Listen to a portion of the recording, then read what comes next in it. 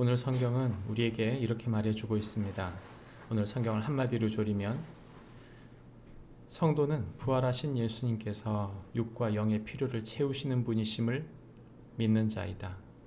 성도는 부활하신 예수님께서 육과 영의 필요를 채우시는 분이심을 믿는 자이다. 말해주고 있습니다. 이 성경의 1절과 마지막 14절 말씀이 같은 내용이 나오죠. 그것은 예수님께서 부활하셔서 제자들에게 나타나셨다는 것입니다. 이것은 세 번째 나타난 것이라고 특별히 제자 요한이 이야기하고 있죠. 이 이야기의 흐름을 좀 살펴보면 이 요한복음의 서사, 예수님의 스토리의 서사가 큰 기적들로 이루어지고 있다가 갑자기 일상에 가까운 삶으로 이어지고 있는 것을 보게 됩니다. 다시 말하면 기적보다 예수님의 동행 이야기로 변환되고 있는 모습을 보게 되는 것이죠. 예수님께서 부활하셨습니다. 그리고 뭔가 큰 일들이 계속 있을 것 같은데 의외로 어떤 큰 일이 일어나는 것이 아니라 이들의 일상의 이야기, 특별히 생계에 대한 이야기가 나오고 있습니다. 제자들은 아마도 생계에 대한 필요를 느꼈던 것 같습니다. 그리고 제자들 중 베드로를 위시하여 제자들이 함께 물고기를 잡으러 간 것이죠. 예수님을 떠난 것인가? 그렇다고 보기는 어렵습니다. 그러나 그들의 일상, 다시 말하면 생계 속에서 이들은 다시 열심을 내고 있습니다.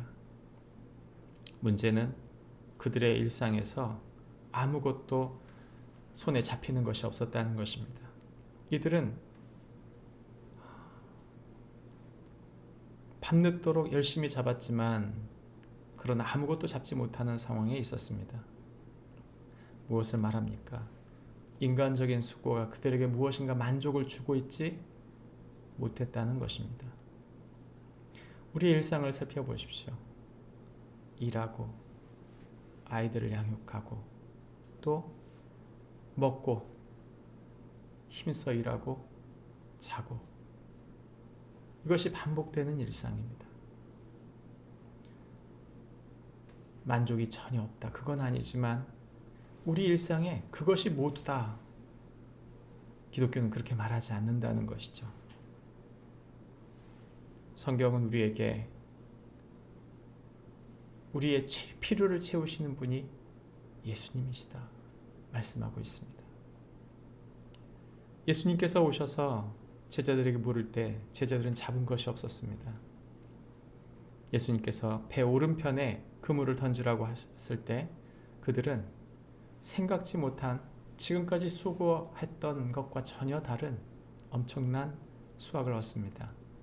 그때 제자들 중 요한이 예수님 주님이시다 말할 때 베드로가 먼저 50칸쯤 90m 정도 되는 거리를 헤엄쳐서 예수님께 갑니다.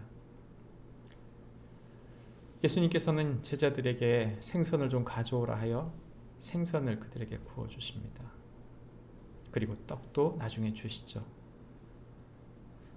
배 오른편에 던지라. 예수님은 모든 것을 아시고 일상을 다스리시는 분이시다. 우리의 육적인 필요를 다 아시는 분이시다. 주님은 우리의 인생의 흐름을 아시고 우리의 육의 필요를 아시는 분이십니다. 그러나 그것에서 결코 끝나는 것이 아니라 예수님은 제자들과 함께 계시는 분이십니다. 그것은 단순히 그저 제자들과 함께 밥을 먹었다.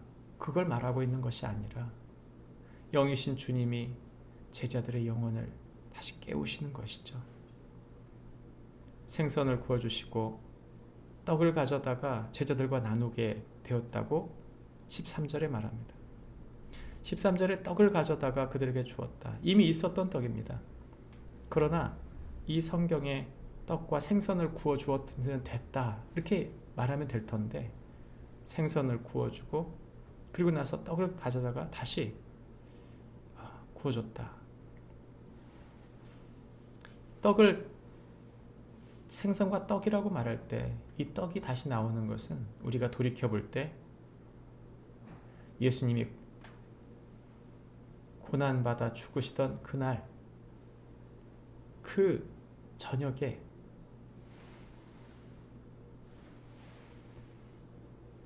떡을 나누어 주셨던, 떡과 포도주를 나누어 주셨던 것들을 제자들은 생각했을 것입니다. 유대인의 하루가 밤에 시작해서 오후에 끝나는 걸 생각해 보면, 저녁쯤에 끝나는 걸 생각해 보면, 이 그날 밤 예수님께서 주셨던 그 성찬이 그들에게 생각이 났을 것입니다. 예수님은 제자들에게 자신을 내어주신 예수님이신 것을 말씀하고 있는 것이죠. 우리의 일상을 생각해 보십시오. 우리가 주일에 부활의 기쁨으로 예배드리고 성도들과 교제하며 우리 마음속에 예수님의 부활하심을 가슴 벅차게 갖게 됩니다. 그런데 그것이 부활주일이 끝나고 나면 왠지 뭔가 허전한 듯한 느낌이 들어요? 아니에요. 그 일상 또한 주님께서 주신 것이고, 우리가 일하고 있는 생계를 위한 모든 일 또한 주님께서 주신 것입니다. 그리고 더더욱 중요한 것은 주님이, 그 부활하신 주님이 우리를 부활의 증인으로 세우고 계시다는 사실입니다. 나중에 우리가 사도행전에 들어가 보면 그 제자들이 예수의 부활의 증인으로 살았다는 것이 선명해집니다. 아직 승천하지 않으신 예수님, 그리고 함께 계신 부활하신 예수님, 그 행간에는 그들의 일상 가운데 함께 하신 부활하신 주님이 함께 계신다 말씀하고 있는 것이죠.